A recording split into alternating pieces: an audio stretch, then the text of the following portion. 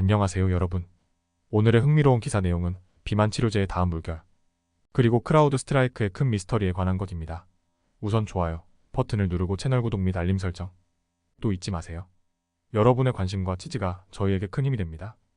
첫 소식은 비만 치료제의 최신 동향에 대해 이야기해보려고 합니다. 최근 비만 치료제 시장에서 큰 주목을 받고 있는 주제인데요. 미국의 대표적인 경제지인 월스트리트 저널의 기사를 바탕으로 자세히 살펴보겠습니다. 이번 영상에서는 비만 치료제의 새로운 물결이 어떻게 형성되고 있는지, 그리고 주요 제약회사들이 이 시장에서 어떻게 경쟁하고 있는지 논리적이고 체계적으로 분석해보겠습니다. 우선 현재 비만 치료제 시장은 일라이릴리와 노디스크라는 두 거대 기업이 주도하고 있습니다. 이들 회사는 GLP-1글루카곤 유사 펩타이드 약물을 통해 시장을 거의 장악하고 있습니다. 이 GLP-1 약물은 체중 감량 효과가 탁월하여 전 세계적으로 큰 인기를 끌고 있습니다. 하지만 이 두 거대 기업 외에도 비만 치료제 시장에서 새로운 도전자들이 속속 등장하고 있습니다. 제프리즈 분석가들은 이들 새로운 경쟁자들이 시장의 최대 20%를 차지할 수 있을 것이라고 전망했습니다. 이는 연간 약 250억 달러의 매출을 의미합니다. 그렇다면 어떤 회사들이 이러한 도전에 앞장서고 있을까요? 가장 주목할 만한 회사 중 하나는 엠젠입니다. 이 회사는 현재와 MARITID라는 실험적 당뇨병 및 비만 약물에 대해 임상시험을 진행 중입니다. 이 약물은 1년간의 치료 후 평균 2024%의 체중 감량 효과를 보일 것으로 예상되며 일라이릴리의 GPBOUND와 경쟁할 것으로 보입니다. 특히 이 약물은 복용 빈도를 줄일 수 있는 잠재력을 가지고 있어 환자들에게 더 나은 선택지를 제공할 수 있을 것입니다. 또한 바이킹 세러뮤틱스도 중요한 경쟁자로 떠오르고 있습니다. 이 회사는 VK2735라는 약물을 개발 중인데 GLP-1과 GIP 위장 호르몬 두 가지에 동시에 작용하는 것이 특징입니다. 바이킹은 주사형과 경구형 두 가지 버전을 개발 중이며 주사형은 이미 3상 시험에 들어갔고 경구형은 올해 말 이상 연구를 시작할 예정입니다. 또 다른 경쟁자로는 스트럭처 세러뮤틱스가 있습니다. 이 회사는 경구용 GLP-1 약물인 GSBR-1290을 개발 중이며 올해 4분기 이상 비연구에 진입할 예정입니다. 이 약물은 알약 형태로 제공되기 때문에 더 많은 사람들이 쉽게 이용할 수 있을 것으로 기대됩니다. 비만 치료제 개발의 또 다른 중요한 측면은 근육량 유지를 목표로 하는 것입니다. 빠른 체중 감량 과정에서 손실되기 쉬운 순수 근육을 보존하는 약물들이 주목받고 있습니다. 스칼러 라크 홀딩 코프, API-TGR-OMAB과 SRK-439는 이러한 니즈에 부응하는 약물들로 미오스타틴이라는 단백질을 표적으로 하여 근육 성장을 촉진하는 효과가 있습니다. 질런드 파머는 페트렐린타이드라는 실험적 약물을 통해 체중 감량 약물 시장에 새로운 변화를 예고하고 있습니다. 이 약물은 기존의 GLP-1 수용체 작용제가 아닌 아밀린 유사체로 포만감을 증가시키고 위장 부작용을 줄일 수 있는 잠재력을 가지고 있습니다. 마지막으로 CORBUS 파머수티컬즈는 전임상 단계에 있는 CRB913이라는 약물을 개발 중입니다. 이 약물은 식욕 조절과 신진대사에 중요한 역할을 하는 12일 수용체를 차단하는 작용을 합니다. 이 약물이 상용화되면 비만 치료제 시장에 큰 영향을 미칠 수 있을 것입니다. 이처럼 비만 치료제 시장은 거대 기업들 간의 경쟁뿐만 아니라 다양한 신생 기업들의 도전과 혁신이 활발히 이루어지고 있는 매우 역동적인 시장입니다.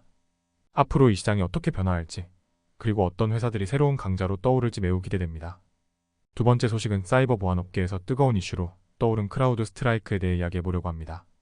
최근 월스트리트 저널에 게재된 기사를 바탕으로 이 회사가 현재 직면하고 있는 상황을 철저히 분석하고 한국 시청자 여러분께 쉽게 이해할 수 있도록 설명해드리겠습니다. 특히 이번 사건이 크라우드 스트라이크의 미래에 어떤 영향을 미칠지에 대해 깊이 있게 살펴보겠습니다. 먼저 크라우드 스트라이크는 사이버 보안 업계에서 굉장히 중요한 역할을 하고 있는 회사입니다. 그런데 최근 이 회사가 예상치 못한 큰 문제에 직면하게 되었습니다.